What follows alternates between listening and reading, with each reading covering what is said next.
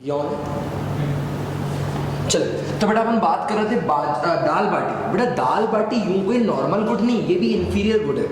पहले छोटे लोग के लेवल खाया करते थे, लेकिन जब यही दाल बाटी जब अपना स्वीट स्पेशल बन जाती है, जब 500 रुपए की आती है, तो दाल बाटी खानी है। तो दाल बाटी क्या हो गया, एक इंफीरियर गुड था जिसके भाव बढ़ने से वो क्या हो गया, गिवन गुड्स। तो द गिवन goods are all those inferior goods which have positive price effect. By positive price effect I mean with the increase in price their quantity also rises। एक और एग्जांपल लूंगा बेटा डालडा और घी में से अगर मैं तेरे को बताऊं तो Dalda is an inferior good, ghee is a normal good. अब मेरे को बताओ, अगर हमारे घर में डालडा आता है 100 रुपए किलो, घी आता है 400 रुपए किलो, तो हमारे घर में कुछ यूं हुआ करता था कि हम लोग 2 या 3 किलो घी ले लेते थे और 4 किलो या 5 किलो डालडा ले लेते थे।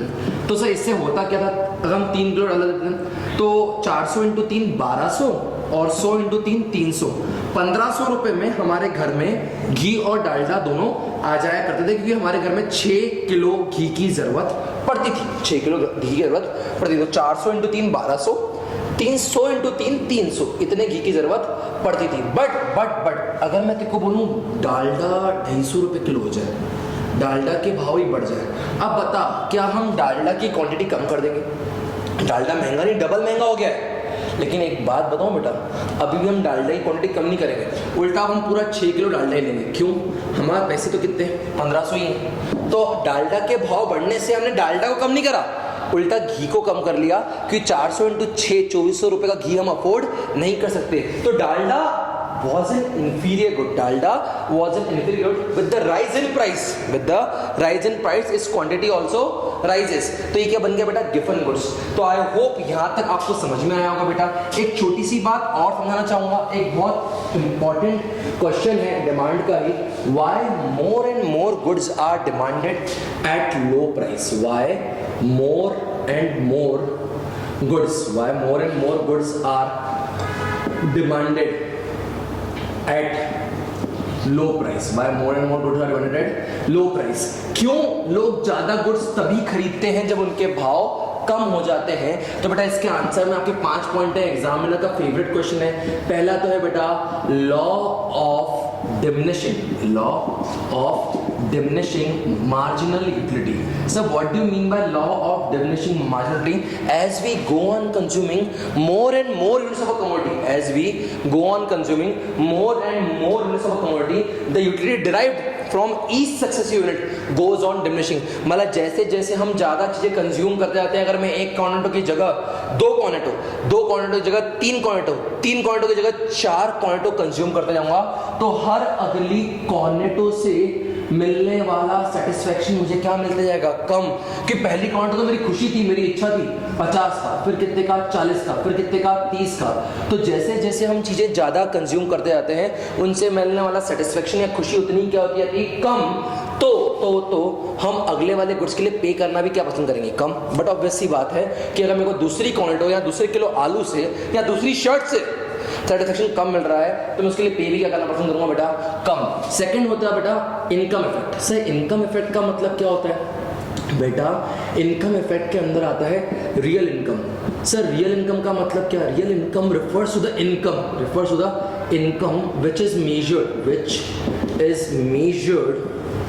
in terms of goods and services which a person can buy from his monetary income। तो बच्चे समझें इस बात को कि अगर मैं बोलूं मैं इंदौर में बैठा हुआ हूं, हितेश कुकरेजा हूं, अगर मेरी इनकम आज पर मंथ 1 लाख रुपए है और मेरा भाई अमेरिका में उसकी पर मंथ इनकम 2 लाख रुपए है। अब बताओ आप कौन ज्यादा अमीर है? मेरी 1 लाख, उसकी 2 लाख, तो बताओ कौन अमीर है? लॉजिकली आप बोलोगे शायद भाई, लेकिन नहीं बेटा, भाई अमेरिका के हिसाब से 2 लाख में बहुत गरीब है। वो 2 वक्त का खाना तक अफोर्ड नहीं कर पा रहा है ढंग से, क्योंकि अमेरिका में जो 2 लाख में गुड्स एंड सर्विसेज मिलते हैं, अमेरिका में आपको एक BHK भी आप 1 महीने में अफोर्ड नहीं कर पा रहे हो, 10 किलो सब्जियां भी अफोर्ड नहीं कर पा रहे हो 2 लाख रुपए में। और मैं यहाँ पे 1 लाख रुपए के अंदर 5 BHK अच्छे से खाना फिर सेविंग्स भी अफोर्ड कर पा रहा हूँ, इसका मतलब मेरे को जो 1 लाख रुपए में गुड्स एंड सर्विसेज मिलते हैं वो ज्यादा है कंपेयर टू उसके 2 लाख से। तो रियल इनकम ज्यादा किसकी? रियल इनकम मतलब क्या? पैसा कितना कमा रहे हो इससे मतलब नहीं है, उस पैसे से आप चीजें कितनी ले पा रहे हो उससे मतलब है। तो मुझे बताओ, जब भी किसी चीज की प्राइस कम होती है, मैं तो दिवाली तब भी मनाता हूँ जब मेरी इनकम बढ़ती है, मैं दिवाली तब भी मनाता हूँ जब शक्कर सस्ती हो जाती है, पेट्रोल सस्ता हो जाता है, आलू सस्ते हो जाते हैं, कि जब ये चीज सस्ती हो जाएंगी तो मैं उनको अपनी ही इनकम में क्या ज्यादा खरीद पाऊंगा। हाँ, तो एक बात ध्यान रखना, when the prices of the goods falls, when the prices of the goods falls, real income of the buyer increases. I repeat, when the prices of the good falls, real income of the buyer, real income of buyer, real income of buyer increases. ये होता है तुम्हारा income effect. इसलिए जब goods सस्ते होने लगते हैं, बायर को उसकी रियल इनकम बढ़ती हुई दिखती है कि वो ज्यादा गुड्स खरीद सकता है उतनी इनकम में, तो वो ज्यादा खरीदना शुरू करता है। बेटा थर्ड है हमारे पास substitution effect. Sir substitution effect का मतलब क्या? When price of one of the goods falls, it becomes substitute for many other goods.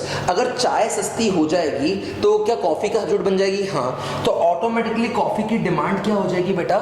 ज्यादा। एग्जांपल ले रहा हूं, कोई भी चीज सस्ती होगी, अगर आज मान लो एक पर्टिकुलर ब्रांड ने अपनी कंपनी की शर्ट सस्ती कर दी, तो क्या वो दूसरी कंपनी की ब्रांड का सब्स्टिट्यूट बन गई? हाँ, तो जब भी उसकी प्राइस कम हो जाएगी तो it becomes substitute for many other goods, इसलिए उसकी डिमांड क्या होती है? बढ़ जाती है। तो बेटा पहला क्या था? Law of diminishing marginality. Second क्या था? Income effect. थर्ड क्या था? Substitution effect. अगर मैं बच्चों को फोर्थ बताना चाहूं तो बेटा फोर्थ होता है size of the consumer group. Size of the consumer group. When, इसका मतलब ये है when price of the goods falls, when price of the goods falls, size of the consumer group, size of consumer group increases, size of the consumer group increases, because many of the consumer who were not buying it before have now started buying.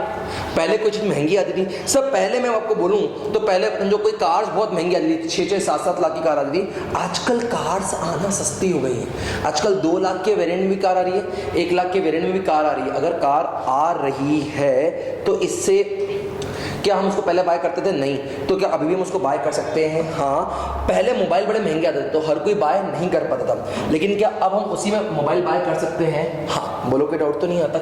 मेरे पास आखिरी है number of users, number of users.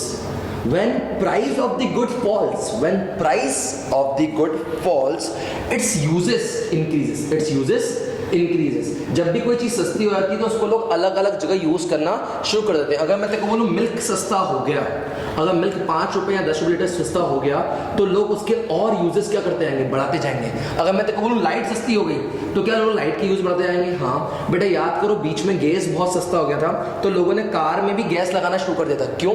When the price of the good falls, its number of uses increases. तो मैं आपको यही बोलना चाहूंगा बेटा, डिमांड अपन ने पूरा स्टार्ट किया था फ्रॉम डिमांड से। डिमांड का demand refers to different quantities of a commodity that a consumer is able and willing to buy at all possible prices at a particular point of time। अपन ने as demand curve, बीस demand curve, market demand curve पढ़ा था, अपन ने shift in demand curve पढ़ा, अपन ने movement along a demand curve पढ़ा, अपन ने फैक्टर्स अफेक्टिंग डिमांड पढ़े, P, PR, Y, TE, PE, NP, NF, अपन ने वो सब कुछ पढ़ा। अपन ने वाईडी पढ़ा, अपन ने गिवन गुड्स के बारे में पढ़ा, exceptions to law of demand के बारे में पढ़ा, अपन ने why more and more goods are demanded at low price. At last मैं आपको बोलना चाहूंगा again, smart work with hard work. Go through the books, go through the questions, any doubts you can take the video, you can call me any time.